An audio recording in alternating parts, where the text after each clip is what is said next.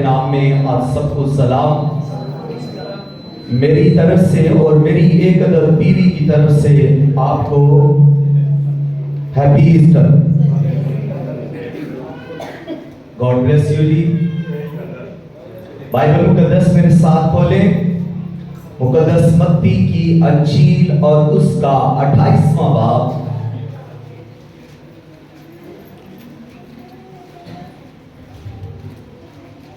पहली 10 आयात की तलावत करेंगे।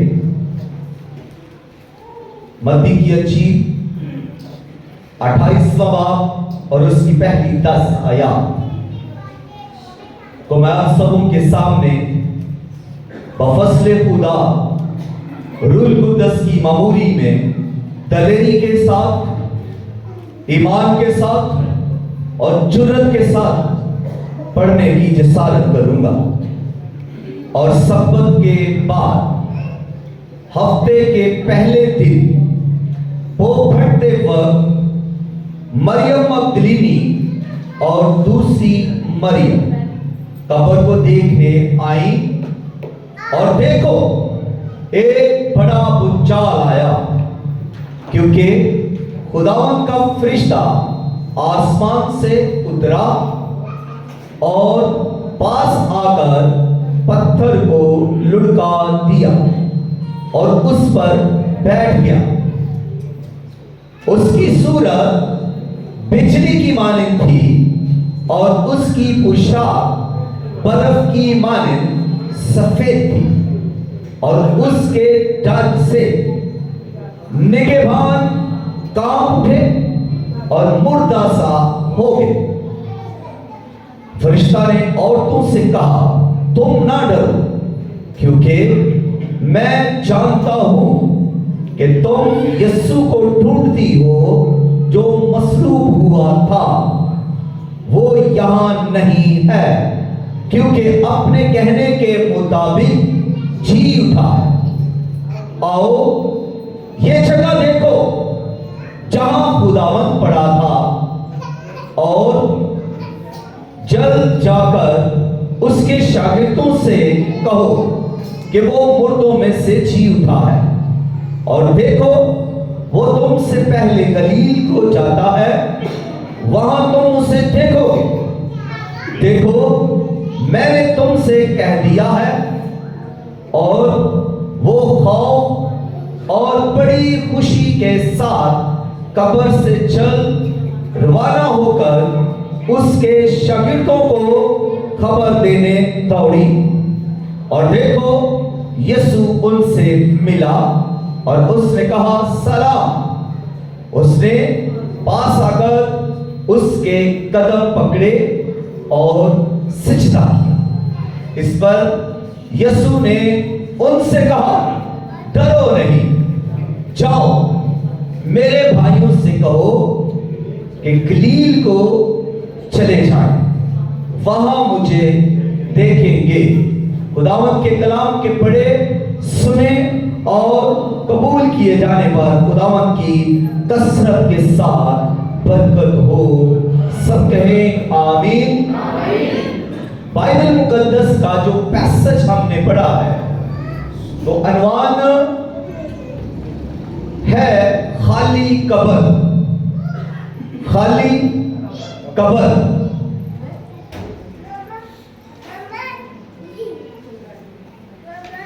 आज जब हम खाली कब्र की बात करते हैं, तो इसका मतलब है कि कभी यह कब्र,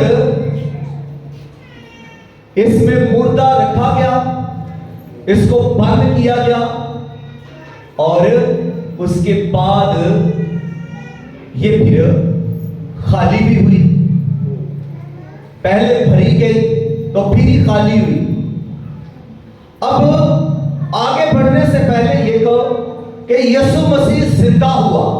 अब यीशु मसीह का जिंदा होना ज्यादा जरूरी था या यीशु मसीह का मरना ज्यादा जरूरी था? क्वेश्चन है। अगर कोई जवाब देना चाहे तो हाथ बुलंद करे कि यीशु मसीह का मरना ज्यादा जरूरी था कि यीशु मसीह का जिंदा होना ज्यादा जरूरी था। जी, मरना ज्यादा जरूरी था।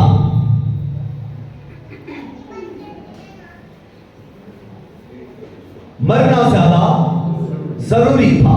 जब हम ईस्टर को मनाते हैं तो हम ईमानदार जो मसीही हैं, हम ईमान से भरे हुए होते हैं। सिर्फ ईमान से नहीं भरे हुए होते, हम खुशी से भरे हुए होते हैं, हम फतह से भरे हुए होते हैं। हम ऐलान कर रहे हैं, हम अपनी निजात का भी ऐलान कर रहे हैं और हम यीशु मसीह के जी उठने का भी ऐलान कर रहे हैं, इकरार कर रहे हैं और उसकी खाली कब्र का भी इकरार कर रहे हैं। ये कोई आम वाकया नहीं, ये कोई फलसफा या कोई कहानी नहीं, ये एक हकीकत है। और इसकी हकीकत ये है कि तब जो इस कब्र के अंदर गया वो कोई जिंदा नहीं गया था, उसको जिंदा ही उस कब्र के अंदर नहीं रख दिया गया था कि थोड़े अरसे के लिए उसे जिंदा इसके अंदर रखेंगे और फिर ये जिंदा बाहर आ जाएगा।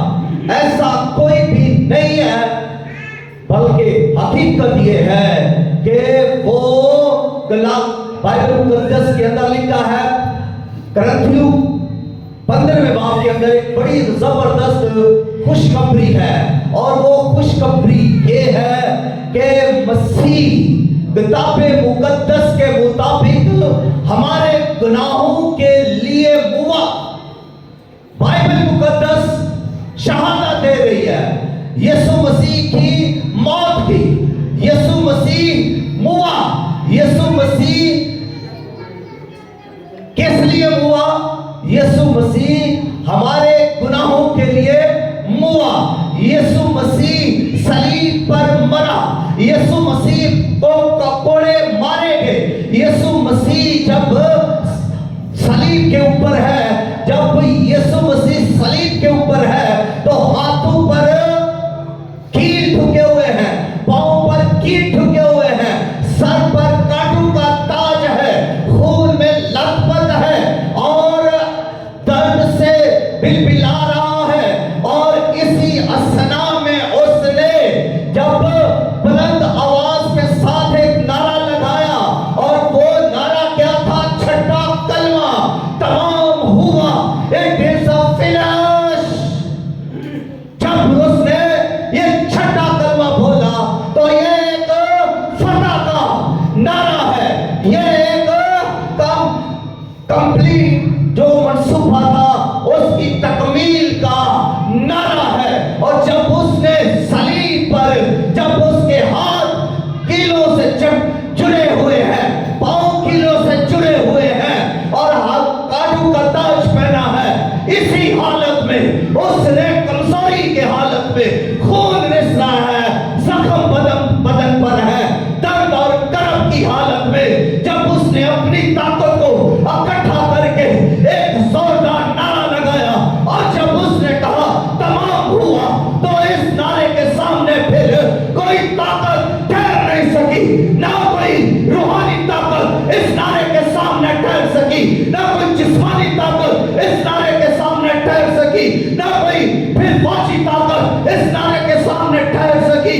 ना यहूदी ताकत इस नारे के सामने ठहर सकी, ना रोमी ताकत इस नारे के सामने ठहर सकी, ना जंगली परिंदों की ताकत इस नारे के सामने ठहर सकी, और तो और फिर ना कोई शैतानी ताकत इस नारे के सामने ठहर सकी।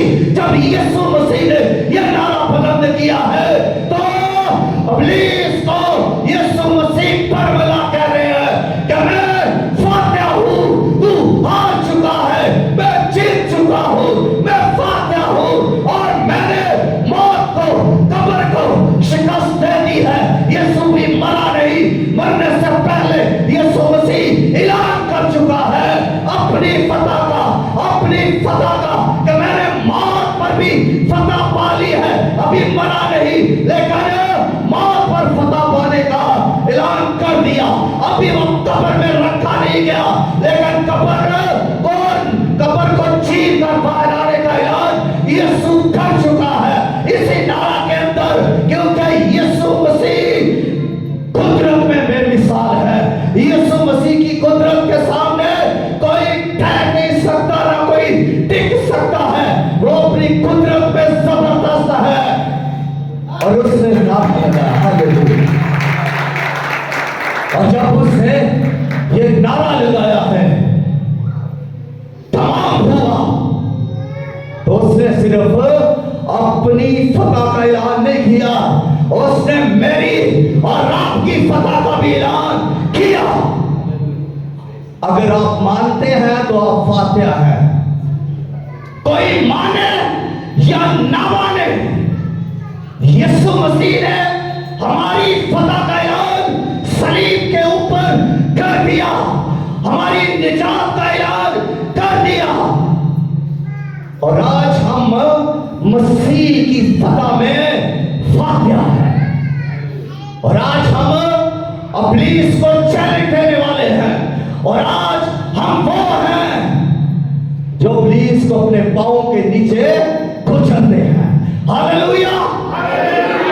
आज हम वो हैं, जब हमारा हाथ ऊपर आता है इब्लीस थरथराता है।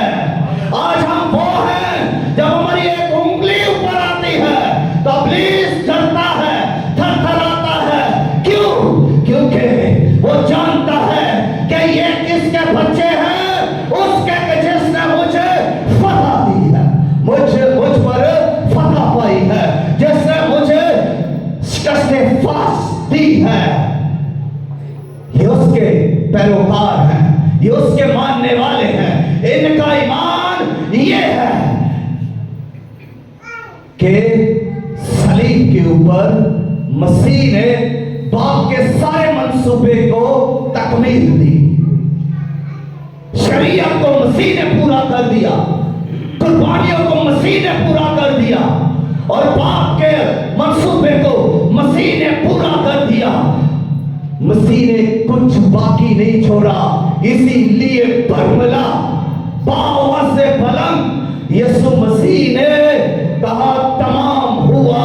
और इसके बाद खुदावंद यीशु मसीह ने जब जान दी, जब यीशु मसीह सलीब के ऊपर मर गए, यीशु मसीह ने जब अपनी जान दे दी, तो फिर जान देने से पहला काम जो हुआ वो ये हुआ कि हैकल का पर्दा ऊपर से नीचे तक फटकर दो टुकड़े हो गया।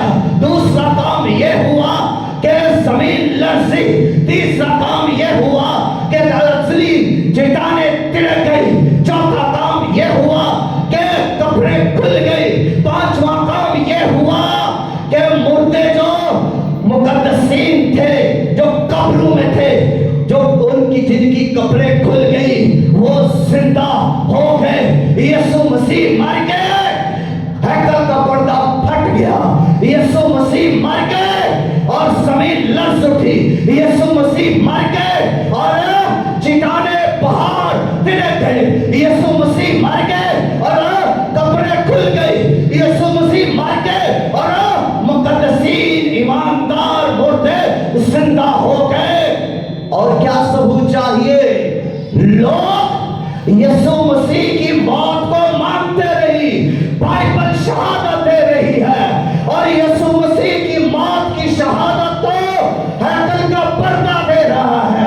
यीशु मसीह की मौत की शहादत तो थरथराती हुई, कांपती हुई, लरसती हुई जमीन दे रही है।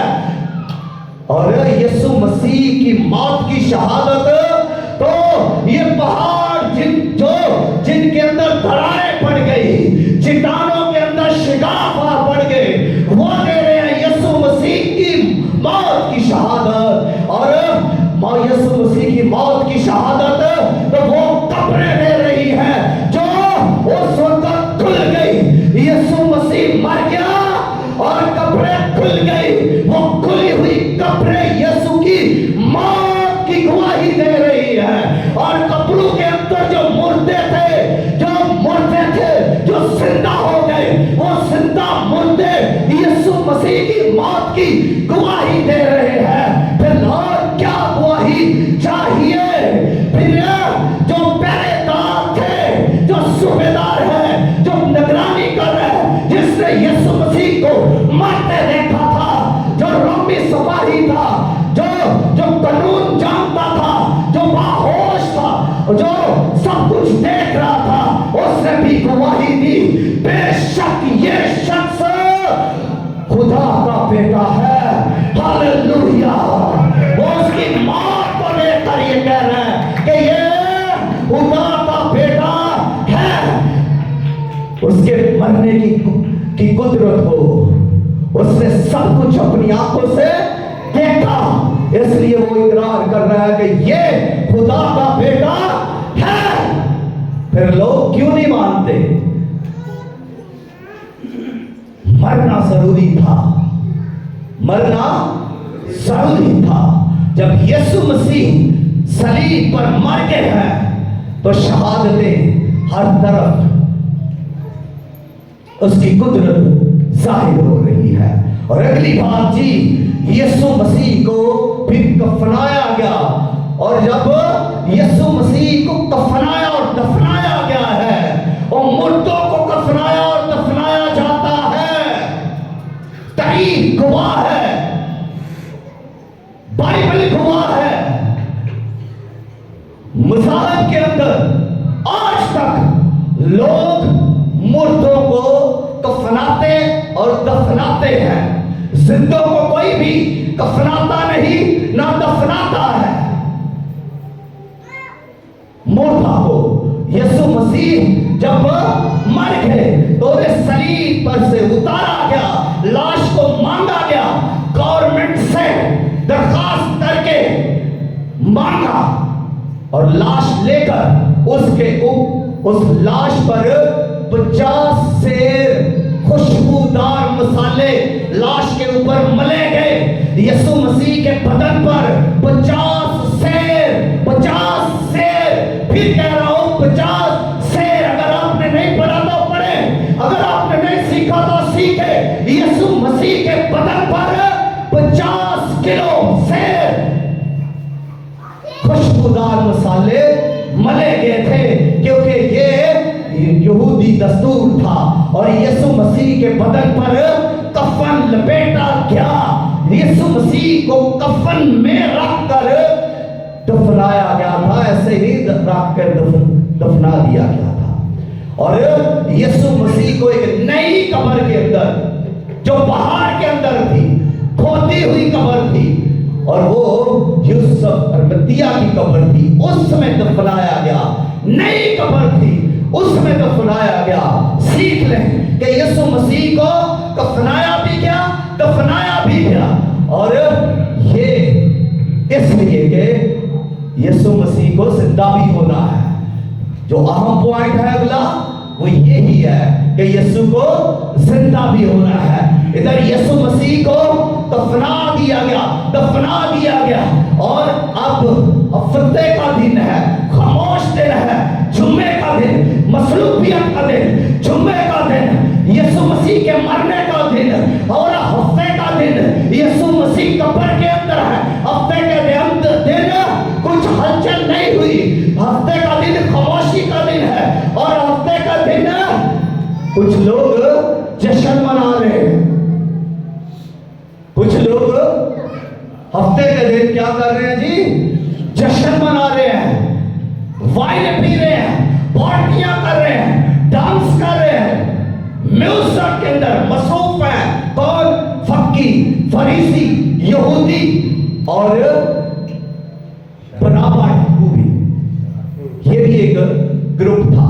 ये यीशु की मौत पर खुशी मना रहे हैं, और ये सब कुछ पार्टियां करके ये जाहिर कर रहे हैं, खुश हो रहे हैं कि हम जीत गए हैं, हमने उसे शिकस्त दे दी है। अब उनको क्या पता कि क्या होने वाला है। उनकी पार्टियां खराब हो जाएंगी, उनका पैसा जाया हो जाएगा, उनकी खुशियां बर्बाद हो जाएंगी।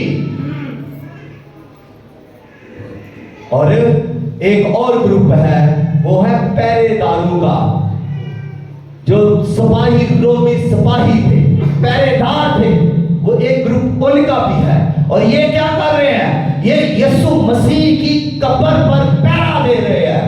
गवर्नमेंट की तरफ से मोहरें लगी गई, सीलें लगाई गई कब्र के ऊपर। ये दुनिया की वाहिद कब्र है, दुनिया की वाहिद कब्र है जिस पर गवर्नमेंट की तरफ से मोहरें लगाई गई, सील्स लगाई गई। और ये दुनिया की वाहिद कब्र है जिस पर पहरा लगाया गया।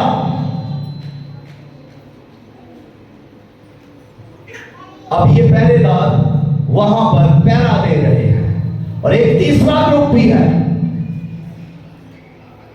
और तीसरा ग्रुप शागिर्दों का है, जो यीशु के साथ थे, जिन्होंने तालीम पाई, जिन्होंने मौजज़े देखे, जो यीशु के साथ चलते थे, जो यीशु मसीह के साथ उठते बैठते खाते पीते थे। एक ग्रुप वो भी है जो यीशु को गित्सेमनी बाग में छोड़कर भाग गए थे। वो डर गए, वो गित्सेमनी बाग में जब यीशु पकड़ा गया, वो डर कर छोड़कर उसे भाग गए। और वो जानते हैं कि यीशु मसीह को उन्होंने सलीब के ऊपर मसलूब कर दिया है, डर बढ़ रहा है। वो ये भी जानते हैं कि यीशु मसीह को कब्र के अंदर रख दिया गया है। अब वो डरे, सहमे, घबराए, मायूस कमरे के अंदर बंद है। उन्होंने कमरे के अंदर अपने आप को बंद कर लिया है।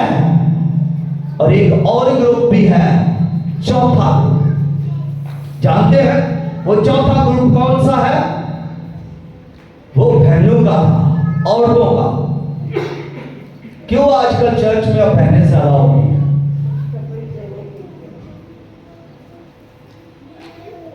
सबसे पहले गवाही देने वाली भी औरतें हैं। यीशु के जी उठने की सबसे पहली गवाह और मनादी करने वाली औरतें हैं। तो ये चौथा ग्रुप है औरतों का। औरतें तैयारी कर रही हैं, पहरेदार पहरा दे रहे हैं। और जो यहूदी हैं, बराबा और अफसरान जो थे, वो सारे पार्टियों में अपनी महव है, जश्न मना रहे हैं। शागिर्द छुपे हुए हैं, हरासा हैं, खौफजदा हैं। औरतें तैयारी कर रही हैं। औरतें यीशु मसीह की कब्र पर आने के लिए तैयारी कर रही हैं कि हम सुबह अलग सुबह अंधेरे खुदावंद की कब्र पर जाएंगी। वो सारी रात तैयारी कर रही है। अब उन्होंने मोमबत्तियां ली, अगरबत्तियां ली, खुशबूदार चीजें साथ ली, और वो तैयारी करके सुबह औरतें जब कब्र की तरफ आ रही है, चलती हुई रास्ते में जब आ रही है, तो वो आपस में बातें कर रही है। और जब वो बातें कर रही है, तो क्या बातें कर रही है? बातें वो ये कर रही है कि हमारे लिए वो भारी पत्थर कौन हटाएगा, हम तो कमजोर हैं। उन्होंने ये उस पत्थर को देखा था जो यीशु की कब्र पर रखा गया था। वो एक भारी पत्थर था, और उसको औरतों का बस नहीं है कि उसको लुढ़का दें। उस पर तो रोमी मोहरें भी लगी हुई थी, उस पर तो पहरा भी लगा हुआ था। औरतें मर्द भी उस पत्थर को नहीं हटा सकते थे, इतना भारी पत्थर था। अब जिस पत्थर की गुलाई, जिसका कुतर 8 फुट का हो, यानी 8 फुट का वो गलाई में है, ऊपर नीचे से ऊपर तक, दाएं से बाएं तक, आप जिस तरफ से भी उसको नापेंगे वो 8 फीट का होगा। और उसकी मोटाई तकरीबन 1 फुट होगी।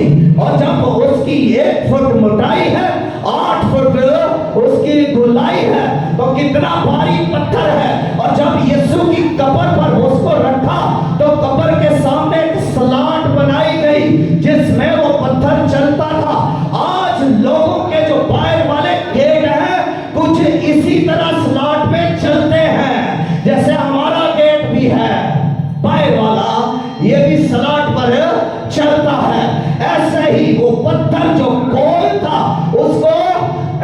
इस तरह से जब धकेलते थे एक साइड से, तो वो इस तरह चलते हुए स्लाइड पर खुल जाता था। तो बहनें जानती थी कि वो पत्थर बहुत भारी है, हमारे लिए कौन उसको लुढ़काएगा। अभी ये बातें करती हुई वो कब्र की तरफ जा रही है, उनको पता नहीं कि आगे क्या होने वाला है। उनको ये मालूम नहीं है कि कब्र से पत्थर हटा हुआ है, उनको ये मालूम नहीं है कि यीशु